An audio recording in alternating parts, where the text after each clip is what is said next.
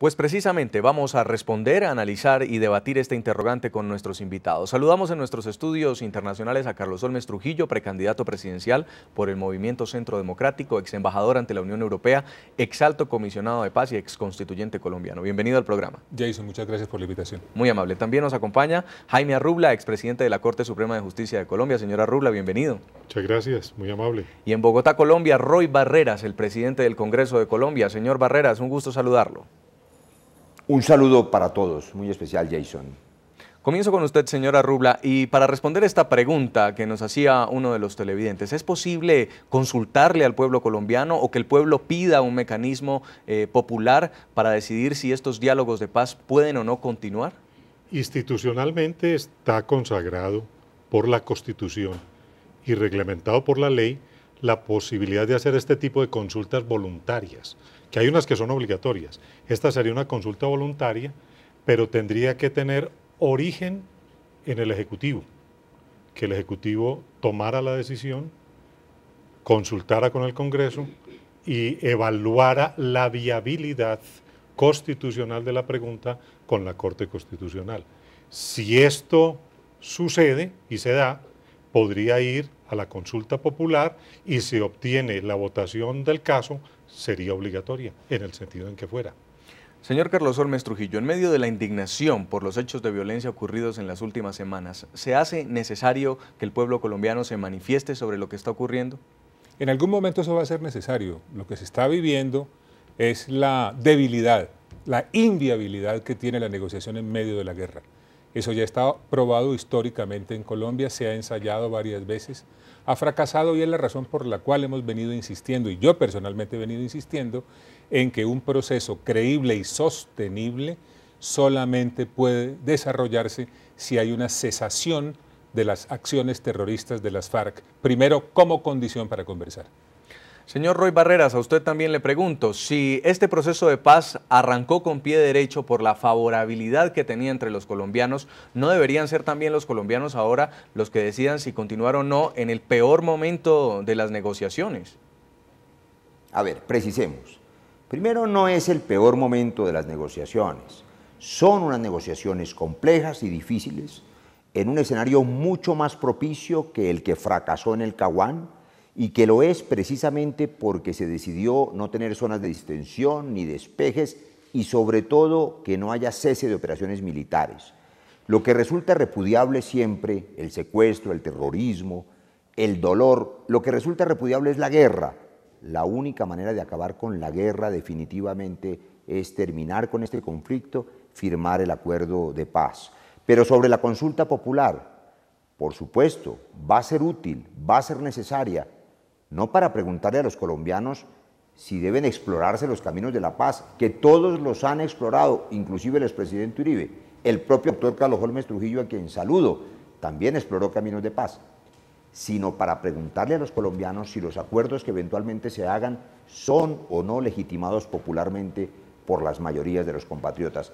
Debe haber una consulta popular una vez se firme el acuerdo. Si no se firma acuerdo pronto, pues simplemente seguiremos en lo que estamos tristemente, 50 años de guerra eterna.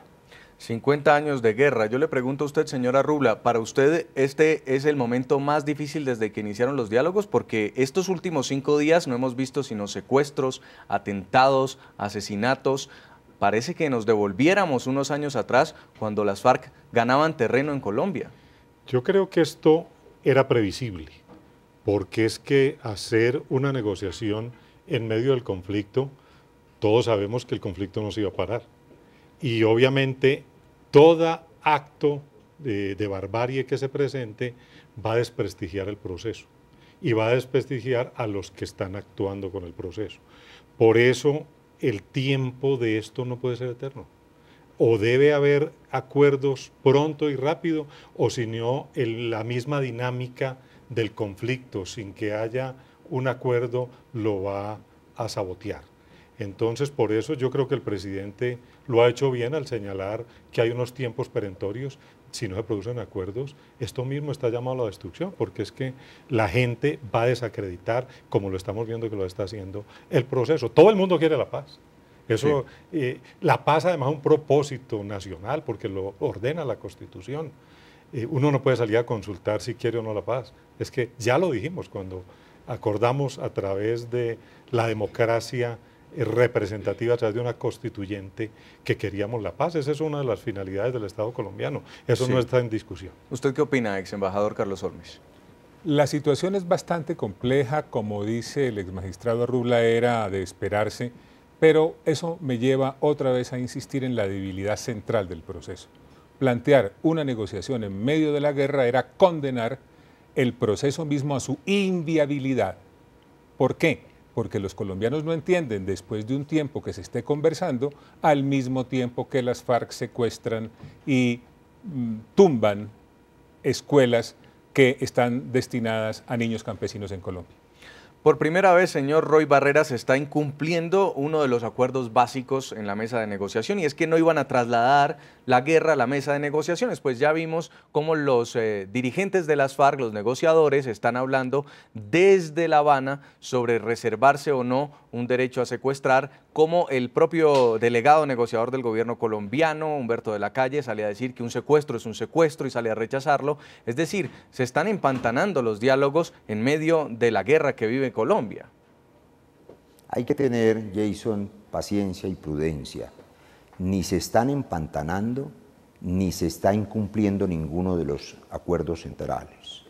Se está negociando en medio de la guerra. Lo que está probado es que verificar un cese al fuego es virtualmente imposible, que el último intento fracasado de manera estrepitosa fue el Caguán, que unos diálogos breves y sin trampas pueden ponerle fin a 50 años de guerra, pero que los colombianos apoyamos que Santos haya decidido que no haya cese de operaciones militares. ¿Qué tal que las hubiera para que entonces las FARC allí sí crecieran? El ejército está a la ofensiva, sigue golpeándolas, debe seguir haciéndolo hasta que no firmen el acuerdo de paz.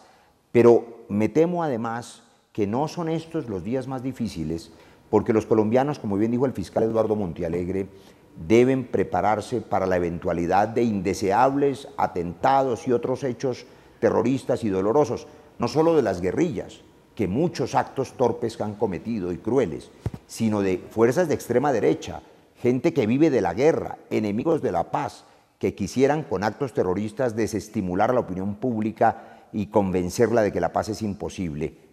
Pero la paz es posible, no está lejos, y vamos a perseverar en ella, porque lo que los colombianos tememos y no queremos es la guerra y el dolor, y si logramos la paz, todos esos fantasmas van a desaparecer. Señor Barreras, pero son las mismas FARC de las cuales estamos hablando, que están negociando la paz, las que están haciendo la guerra en Colombia. Lo mismo que han estado haciendo durante 50 años, ¿a quién sorprende? Pero ¿dónde está la voluntad? Ponen bombas, cometen atentados contra los policías. Esa es su guerra equivocada, su guerra cruel. Eso es lo que hay que terminar. Pero no deberían sorprenderse nadie de que la guerra continúe porque lleva 50 años. Ahora, una precisión, las FARC no están ganando terreno, ni sus actuaciones se parecen en nada a la que tenían una década atrás. Esto no es capaz de desestabilizar el Estado, es capaz de desestabilizar la opinión pública, sobre todo si no comprendemos que el proceso es en medio de la guerra y que estos hechos violentos continuarán hasta que se firme el acuerdo de paz. Señora Arrubla, no están ganando terreno físico, pero podemos decir que las FARC están ganando otros tipos de terrenos, como por ejemplo el terreno judicial con el marco jurídico para la paz. A ver, yo creo que hay dos cosas. Indiscutiblemente que al entrar en este proceso encontraron un escenario de publicidad, de opinión, no solo la nuestra, que ya la tenemos muy clara, la gente conoce qué es lo que son las FARC como terroristas, sino internacionalmente. Han buscado espacios y ellos aprovechan esa situación. Eso era de esperarse.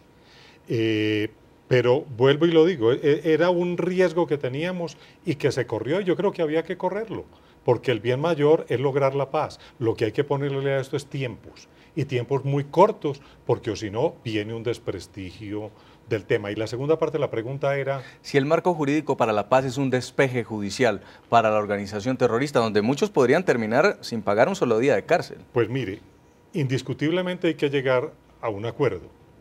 Debe haber justicia, debe haber reparación. debe haber además indemnización a las víctimas. Indiscutiblemente, si no hay condenas, no hay justicia. Tendremos que buscar mecanismos de justicia transicional para que esto no se frustre. Sí. Porque si estamos hablando de que los vamos a meter a 40 años de cárcel, pues tampoco va a haber ningún acuerdo. O sea que allí tenemos que ser lo suficientemente imaginativos. Esto no es algo que tengamos que crear, porque ya el mundo ha caminado por estos mismos tránsitos, sí, y tenemos que sí ser lo suficientemente abiertos a buscar que haya justicia, pero que no se entorpezca el camino hacia la paz.